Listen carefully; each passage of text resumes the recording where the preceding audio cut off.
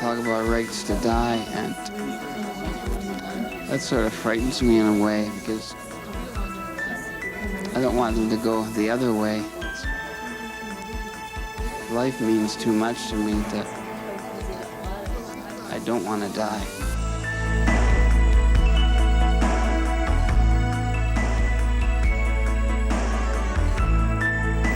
Many people with disabilities have mixed and emotional reactions to the controversial court decision made in the case of Nancy B. She's paralyzed from the neck down and depends on a respirator to breathe. She's been fighting for the right to have it disconnected, and her wish has been granted by a judge in the province of Quebec. On today's show, we'll hear more reaction to that decision. You're watching DNet, the Disability Network. I'm Joe Coughlin. And I'm Susan Pettit. Later, we'll also look at how dogs are being trained to help people with disabilities stay out in the community. But first, here's this week's roundup of disability news. Last Monday, a Quebec Superior Court judge made Canadian legal history by granting a 25-year-old woman the right to die. The woman, known as Nancy B., is paralyzed from Guillain-Barré syndrome and living in a hospital with the aid of a respirator. Tom Kennedy has this report. Nancy B. got the news at her hospital bed this morning. Her lawyer told her she has the right to refuse medical treatment. In effect, a right to die. Up to a point, it was a shock in a way that she's been waiting for quite a while now. And I got there today and I said, listen, we have a judgment, we have a decision today. The first reaction was a smile. Then there were tears. There were mixed emotions. The private tragedy of Nancy B. and her family moved to a public courtroom less than 2 months ago and became a national story. A moving drama of a young woman paralyzed with no hope of recovery, pleading for the right to refuse treatment. A refusal that Nancy's doctor stated would have an unequivocal result. What we think will happen is she will die in the next minutes. And how would it be painful for her? It could be painful, yes, like somebody was drowning. But we'll try to help her not panicking in those moments. A psychiatrist examined Nancy and told the court, mentally, Nancy B. is very healthy, able to take decisions and understand their consequences. Nancy B.'s mother testified, she depends on others for everything. She has no intimacy. We support Nancy no matter what happens. The judge heard from Nancy too. On November the 28th, he visited the hospital. In his decision today, the judge wrote that according to Quebec Civil Code, no treatment, whatever its nature, may be given without a patient's consent. And on the question of whether a doctor who halts treatment could be charged under the criminal code for causing Nancy's death, the judge wrote, the person who halts Nancy B.'s respirator to allow nature to take its course will in no way be committing a crime under those articles of the criminal code. The judge in this case never made any secret of the fact that he found his job a difficult one. The last words of his decision read, I will continue to hope against all hope. But Nancy's doctors are clear her condition is incurable, and her lawyer said today her client is determined. She seemed determined today. I do not think she will change her mind. The judgment gives her the opportunity to do so if she wants to. I don't think she will, but then the judgment gives her back the control over her decisions, the control over her life. So it will really be her choice and hers alone next. The judge has ordered doctors to continue treatment for another 30 days. That's the legal period for an appeal. If there is no appeal and none is expected, then Nancy B. will get her wish. She can order the hospital at any time to turn off her respirator, in effect, ending her life. Tom Kennedy, CBC News, Quebec City. Later on in the program, we'll take a look at how this decision is creating concerns in the disabled community. In Toronto this week, the Ontario Human Rights Commission launched a board of inquiry into a case that could have great impact on people with disabilities. The outcome could bring sweeping changes to current insurance company practices, which exclude persons with disabilities from certain health and life insurance benefits. Ron Azawa has the story. Thank you, gentlemen. I think Gary Thornton turned 37 today. He spent his birthday in a cramped hearing room in a bid to fight human rights laws and insurance companies. Thornton used to work at the Clarendon Foundation, a non-profit facility that cares for disabled adults. In 1988, he found out he contracted HIV. In 1989, he was denied long-term disability. In 1990, he lost his job. As an individual, he'd like to be compensated for his harm, but as a person who lives in the society and cares about how the society treats individuals and people who have disabilities, he'd also like to see it have a real educational value about how much people can contribute, whether they're disabled or not. At the heart of this case is something that could have repercussions for both insurance companies and people with disabilities.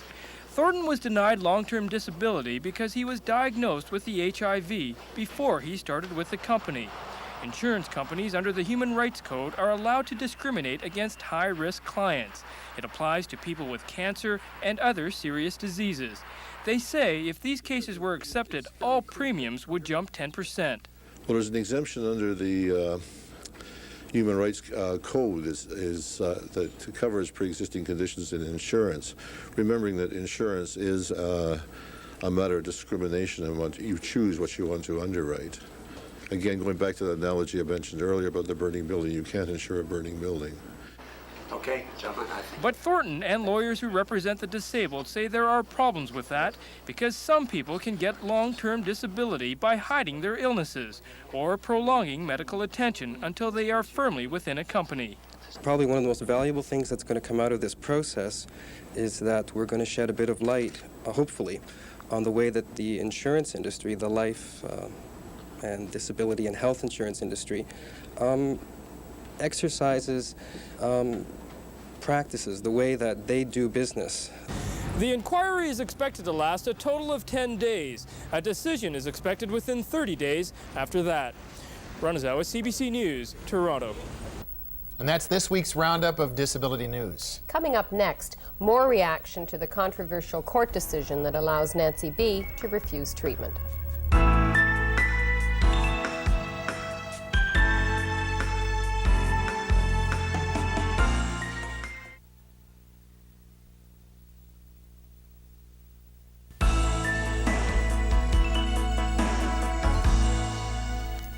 As we heard, Nancy B.'s wish to die has stirred up a lot of emotion in her lawyer, her family, and the judge who reviewed the case. But people with disabilities have a special interest in her story. As this report from Ian Hannamansing in Vancouver shows, many believe that she is making a mistake. At Ward 7 of the Pearson Rehab Hospital, the case of Nancy B. has received a lot of attention. The patients here need respirators to live. Most say Nancy should have a right to make her own decision, but all say they are troubled by the decision she has made. People talk about rights to die, and that sort of frightens me in a way because I don't want them to go the other way. Life means too much to me that I don't want to die. Jeanette Anderson has been here since she contracted polio 36 years ago. She says she has a great deal of sympathy for Nancy B. and some unsolicited advice. I would say hang on for a while before you make that final decision. You know, because I've been there, and the first few years, if I had the choice, I probably would have gone the route she seems to be wanting to take, but not now, no. In Winnipeg, Teresa Ducharme, who also had polio, said she's upset. Ducharme has never met Nancy B., yet says she feels a connection to her. I need her as a pillar of strength for myself. Not to give up hope, not to give up wanting to be here for a purpose and to help others.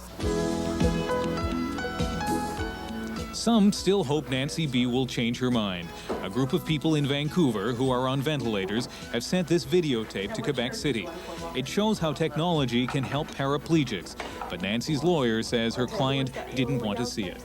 Advocates for the independent living movement, a philosophy with the goal of helping people like Nancy B. get back into society, are particularly concerned. Vic Willey is the executive director of the Centre for Independent Living in Toronto. Judith Snow is an advocate for independent living. DNet producer John Cass asked how she felt about the court's decision. First of all, I think Nancy B. does have the right to die, but I don't think the real issue is dying. I think that Nancy's been made a pawn by a lot of people who are interested in resolving the legal issue of euthanasia. Nancy simply has a severe physical disability, and she does not have the supports that she needs to live and contribute and have a great life. she's been forced to lie on her back for 2 years and stare at a ceiling. And Mr. Willie, what is your reaction to the same decision? Well, I agree with Judith. I don't think the issue is dying. The issue is choice. She now has, it appears, been given the right to choose whether to live or die. But the question is, was she given the choice of finding out about what's available in the community and how people can live in the community and how you can have a wonderful life as a disabled person with the proper supports in the community? Now, initially, her family approached a lawyer to seek this decision to see if Nancy B. could obtain that right to die. So it seems that she's already made a decision that she wants to die, that she doesn't want to live in this fashion. Ms. Snow, can you tell me if you think that that decision was inappropriate at that time for her? Well, okay, like I'm 42, and I've had a lifetime of opportunity to learn how to live with a van, with an attendant, with a motorized wheelchair, with all those kinds of supports. I know, and if I were to make a decision to die, you could say, okay, she's decided to die. But Nancy B. has been an able-bodied person, and now she's forced into a different kind of situation, but she doesn't know what's possible. And she doesn't even really know what problems would face her if she was out there living in the community. So it's not possible for her to make a real decision. She can only make a false decision based on lying on her back for 2 years. And that's not reality. You see, I think that the responsibility really lies here with the medical people who haven't done anything, apparently, to show her how her life really could be. Simple things like a portable ventilator and a motorized wheelchair. So how can we say that she's really making the decision? Do you think this issue is also a prelude to a more open look at euthanasia? Do you think this opens something up that may present some challenges over the next few years? Well, it may open up some negative things for people like myself and Judith, because it's not uncommon to hear people who are able-bodied and even people who work in the health profession to say, if I became like that, I'd want to kill myself. I'd want to die. These beliefs are widely held in society. They think that being disabled is worse than being dead, which is absolutely untrue. But I hope that, but I fear also that Nancy may have inculcated some of these beliefs because she's in an institutional setting where she's surrounded by not by healthy, functioning disabled people, but by healthcare providers. Sure, I think that's right. Nancy B. is not dying. She's living with a severe disability. And the more people talk to her about dying, the more it carries on that whole business for everybody else who has a disability as well, that somehow we're dying. But we're not dying any more than anybody else is dying. And we need to have the support, the same as any other citizen, to keep on living and participating in the community. Why hasn't she got those supports? One final quick question. If Nancy B. does decide to die, what kind of impact do you think that will have on the disabled community, Mr. Willie?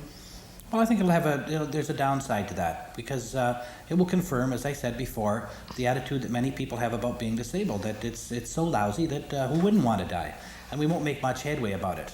My gut feeling is people tend not to push against an open door, and I'm hoping that once she has that choice, that she won't push. Ms. Snow, your reaction to that? The reaction of people with disabilities is probably going to be mixed. Probably some will be happy that it's confirmed that they have as much right to die as anybody else. But I think that people who are really thinking about the issues will realize that, once again, we've been trapped into talking about dying a lot, and the issue isn't dying. Yeah. The issue is living a real, genuine life in the community where you make a contribution, both to yourself and to other people. As we heard earlier, Nancy B. is wading through a 30-day period in which an appeal could be filed, though none is expected. Next on DNet, Canine Companions for people with disabilities.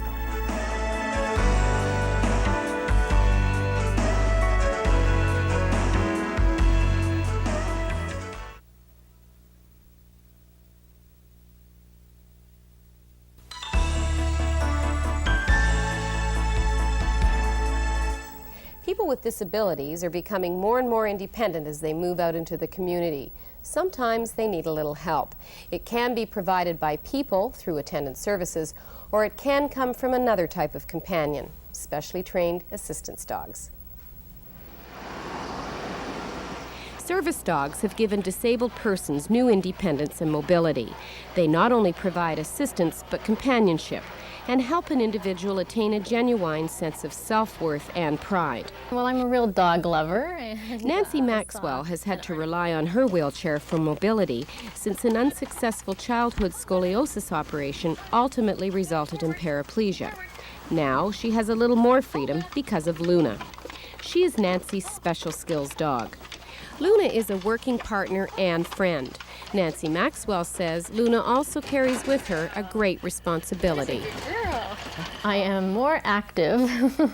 I get out a lot more with my daughter, take her to the park and that, whereas before it was, oh, do we have to go there? It's so far. Let's take the truck. That's a girl. Whoops. Whoops. Go get it, Luna. Fetch it. Fetch it up. Fetch it up. So, you know, pick up everything and hand it to me, and it's quite a relief because Luna's always there. Good girl. Yes, we dropped one. Like bending down, sometimes she'll fall out of the chair and things like this, so it is a relief there. Come on, Luna, let's get lunch.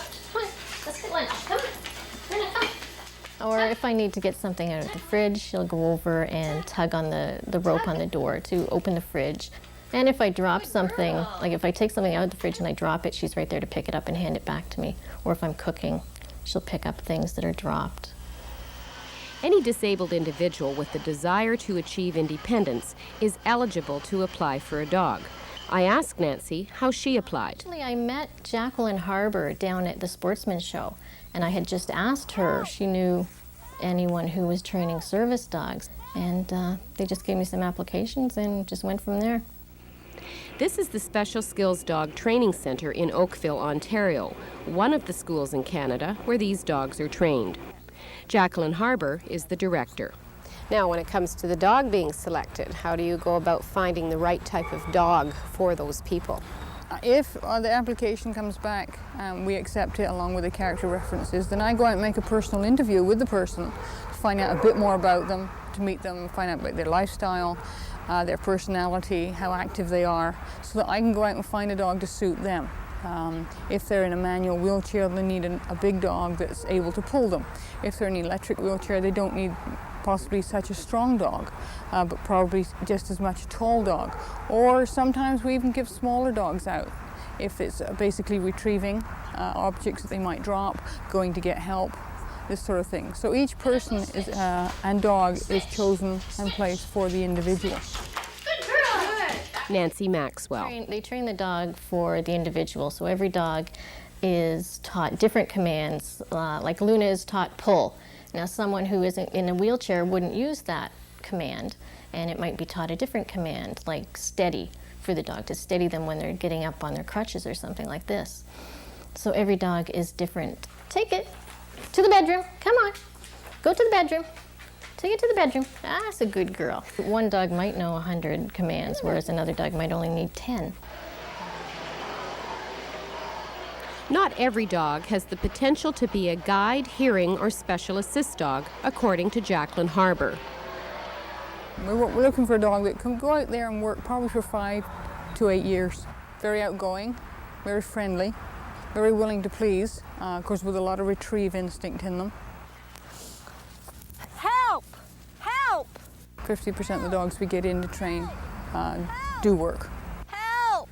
The training takes about 6 months from the time we get the dog until it's ready to be placed with the individual. Help!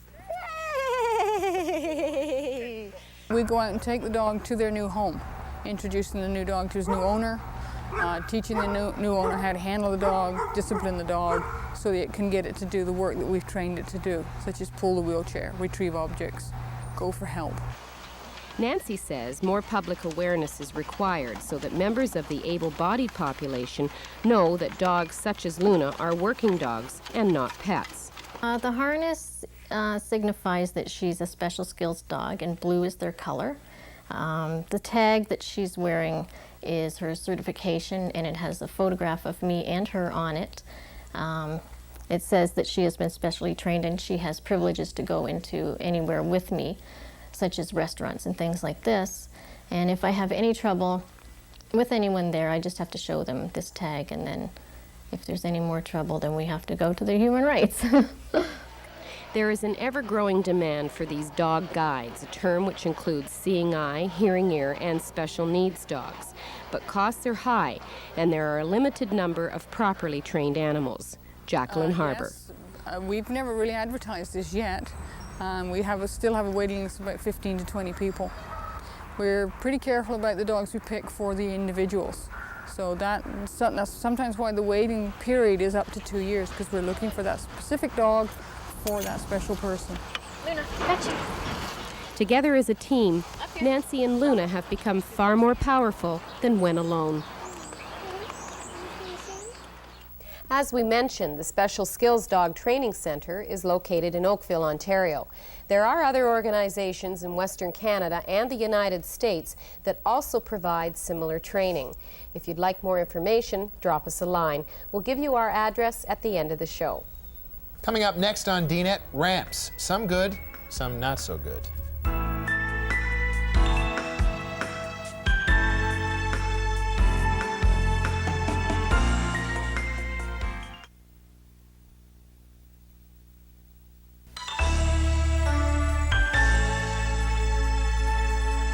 We'd like to thank everyone across the country who's written in with views or comments. Our first 2 letters were written in response to our special on the Western Employment Network.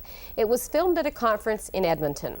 Addie DeGraff, who lives in Hillbrae, Manitoba, has worked as a special education aide in British Columbia. Ms. DeGraff writes, "Having seen what integration does, I'm very much in favor of integrating developmentally delayed people into the mainstream as much as possible." This letter is from one of our American viewers.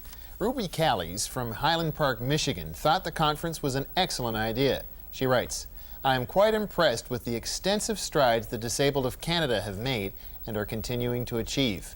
I am impressed with the large number of you that support each other and your ability to organize your goals." And this letter is from Lena DiCarlo of Toronto. She's enclosed 2 photographs of a ramp that's located next to her building. Ms. DiCarlo says the ramp is wonderful, but it leads to a step at the front door. She writes, "They probably built the ramp because it was required under local regulations, but they did not give much thought to the people who would be using it." Well, I wouldn't be able to use it if I was on my scooter, that's for sure, Susan. We'll send Ms. DiCarlo one of our DNet t-shirts, and we're watching our mail for other photographs or videos that show examples of bad planning. The best entry of the week receives one of our t-shirts. And write to us with your stories, ideas, or comments, both good and bad. We'll give you our address in a moment. There are other ramps around Toronto that are more practical than the one that Lena DiCarlo came across. One is located at Vistek, an audio-video store. When the company moved to its new location this past summer, a number of renovations were made to the building. Among the changes were the addition of a ramp and automatic doors. Vistek's service manager, David Lemieux, says making the building accessible was simply good business. The ramp was primarily put in because of we're a large rental department and we have large equipment, and to carry this stuff up and downstairs would be impossible. So the ramp is used for our customers' sake, and as well we have handicapped customers as well, so it didn't hurt to put it in as for that reason. Lemieux says more companies should make their buildings accessible. He adds that those who don't not only lose out on good customers, but they could be passing up on good employees. And you don't know what you're not getting because they can't get in to even apply for work. So people that may have the qualifications they're looking for exactly may not be knocking at the door because they can't reach it. A lot of people come out winners when a company makes itself accessible. Good business sense. All right. And that's our show. I'm Susan Pettit. And I'm Joe Coughlin. See you again next week. Our address is the Disability Network, CBC, Box 500, Station A, Toronto, M5W1E6. That's Disability Network, CBC, Box 500, Station A, Toronto, M5W1E6. And our fax number is area code 416-975-5636.